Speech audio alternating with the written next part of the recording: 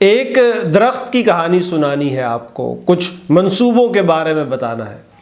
درخت کی کہانی جو سنانی ہے وہ 200 سال پرانی ہے، لیکن میری بات 2000 سال پہلے سے شروع ہوگی۔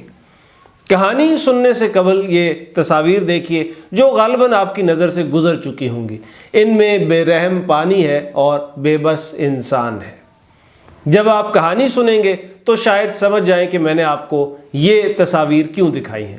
میں ہوں عمیر محمود۔ آج سے تقریباً 2000 سال پہلے برطانیہ کے شمال میں ایک دیوار بنائی گئی علاقے کی حفاظت کے لیے۔ مقصد اس کا یہ تھا کہ سلطنت کی سرحدوں کو محفوظ رکھا جائے اور جو قبائل حملہ کرتے ہیں ان سے بچاؤ کیا جائے۔ یہ دیوار تقریباً 117 کلومیٹر طویل تھی اور بحیرہ آئرش یعنی آئرش سی سے لے کر بحیرہ شمال یعنی نارتھ سی تک پھیلی ہوئی تھی۔ اس دیوار کے ساتھ قلعے، چوکیاں، دروازے اور فوجی بیرکیں بھی بنی ہوئی تھیں۔ ایک زمانے میں یہ دیوار انجینئرنگ کا شاہکار سمجھی جاتی تھی۔ تقریباً 2000 سال گزر چکے، لیکن اس دیوار کے کئی حصے آج بھی محفوظ ہیں اور اقوام متحدہ کا ادارہ یونیسکو اس دیوار کو ورلڈ ہیریٹیج سائٹ یعنی عالمی ثقافتی ورثہ قرار دے چکا ہے۔ یہ دیوار رومن بادشاہ ہیڈرین کے دور میں بنائی گئی تھی، اس لیے اسے ہیڈرین وال کہتے ہیں۔ قریب 200 سال پہلے اس دیوار کے کنارے سائکا مور کا ایک درخت اگا۔ سائکا مور درخت کو اردو میں کیا کہتے ہیں یہ مجھے علم نہیں ہے۔ انٹرنیٹ پر سرچ سے اتنا معلوم ہوا کہ یہ درخت شاید پاکستانی علاقوں میں پایا ہی نہیں جاتا، لیکن اس کے پتے ضرور چنار کے پتوں سے ملتے جلتے ہوتے ہیں۔ چونکہ یہ درخت ہیڈرین وال کے درمیان کسی دراڑ میں اگا تھا تو اسے سائکا مور گیپ ٹری کہا جانے لگا۔ ہیڈرین وال کے ساتھ اگا یہ درخت اپنی تنہائی اور خوبصورتی کی وجہ سے خاصا مشہور ہو گیا۔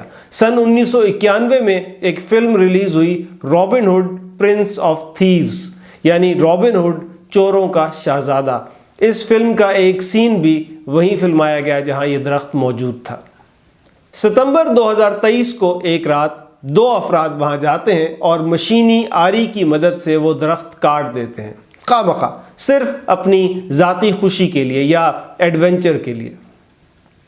لو جی، اس ایک درخت کا کٹنا تھا کہ برطانیہ بھر میں غم، غصے اور اشتعال کی لہر دوڑ گئی۔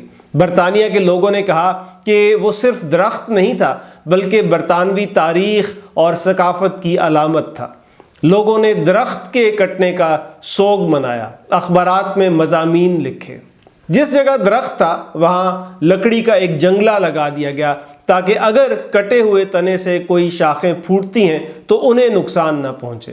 پھر جب چند سبز کونپلیں پھوٹیں وہاں پہ تو پورے ملک نے خوشی منائی۔ اس بات کی اخبارات میں خبریں لگیں کہ وہاں سائکا مور درخت کا جو کٹا ہوا تنا تھا وہاں سے چند سبز کونپلیں پھوٹ پڑی ہیں۔ درخت کٹنے کے بعد برطانیہ میں 3 کام ہوئے۔ ایک تو دکھ اور غصہ پھیلا درخت کے کٹنے پر، دوسرا درخت کو دوبارہ اگنے کے لیے محفوظ ماحول فراہم کرنے کے لیے اقدامات کیے گئے، تیسرا کام یہ ہوا کہ درخت کے کٹے ہوئے تنے کو ایک جگہ نمائش پر رکھ دیا گیا اور لوگوں کو یہ اجازت دی گئی کہ وہ اس سے محبت کا اظہار کرنے کے لیے اس کٹے ہوئے تنے کو گلے بھی لگا سکتے ہیں۔ لیکن اس کے ساتھ ساتھ ایک چوتھا کام بھی ہوا، وہ یہ کہ درخت کاٹنے والوں کی تلاش شروع کر دی گئی۔ پولیس کے ذمہ لگا دیا گیا کہ درخت کاٹنے والے مجرموں کو پکڑیں اور انہیں سزا دلوائیں۔ اس کے لیے پولیس کے سراغ رسانوں نے تفتیش شروع کر دی، شواہد اکٹھے کیے اور 2 افراد کی نشاندہی کی۔ 2 افراد کو درخت کاٹنے کا ملزم قرار دے دیا گیا۔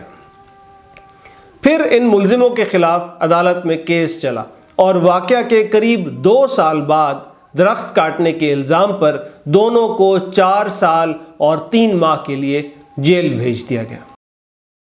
یہ تو تھا برطانیہ، جہاں ایک درخت کے کٹنے سے پورا ملک سوگوار ہو گیا اور درخت کاٹنے والوں کو ڈھونڈا گیا، ان کے خلاف مقدمہ بنایا گیا، چلایا گیا اور سزا سنائی گئی۔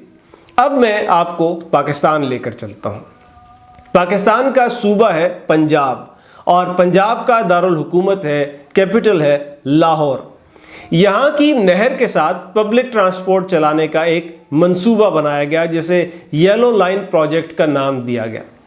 اس منصوبے کے تحت لاہور کے علاقے ہربنس پورہ سے ٹھوکر نیاز بیگ تک عوام کے لیے وہ بسیں چلائی جائیں گی جو پیٹرول کے بجائے بجلی استعمال کریں گی۔ ہربنس پورہ سے ٹھوکر نیاز بیگ تک تقریباً 24 کلومیٹر کا سفر بنتا ہے اور اس کے لیے بہترین سڑک پہلے سے موجود ہے، ساتھ ساتھ نہر چل رہی ہے، جہاں کہیں کراسنگز ہیں یا چوراہے ہیں وہاں انڈر پاس بنے ہوئے ہیں۔ لیکن منصوبہ یہ ہے کہ بجلی سے چلنے والی بسوں کے لیے ایک الگ لین بنائی جائے گی، الگ مخصوص راستہ بنایا جائے گا۔ لاہور کے تحفظ کے لیے ایک انجمن بنائی گئی ہے جسے لاہور کنزرویشن سوسائٹی کہتے ہیں۔ اس سے وابستہ پروفیسر اعجاز انور کا کہنا ہے کہ ان بسوں کے لیے جو الگ لین بنے گی اس کی خاطر نہر کنارے لگے 1400 درخت، 1400 درخت کاٹ دیے جائیں گے۔ اس سے پہلے جب نہر کنارے سڑکیں چوڑی کی گئی تھیں تب بھی لاتعداد درخت کاٹے گئے تھے۔ اندازہ لگائیں کہ بجلی سے چلنے والی بسوں کا مقصد اگر ماحول کا تحفظ ہے تو یہ بسیں چلانے کے لیے ہی درخت بھی کاٹے جا رہے ہیں۔ ہمارے ہاں اول تو درختوں کو محفوظ رکھنے کا کوئی تصور ہی نہیں ہے۔ جو درخت موجود ہیں وہ بھی صرف اس لیے موجود ہیں کہ کوئی چیز تعمیر کرنے کے لیے انہیں کاٹنے کا کسی کو خیال نہیں آیا۔ برطانیہ میں ایک درخت کٹنے پر اس قدر واویلا ہوا، جبکہ پاکستان میں جنگل کے جنگل کاٹ دیے جاتے ہیں، وہاں رہائشی منصوبے بنا دیے جاتے ہیں۔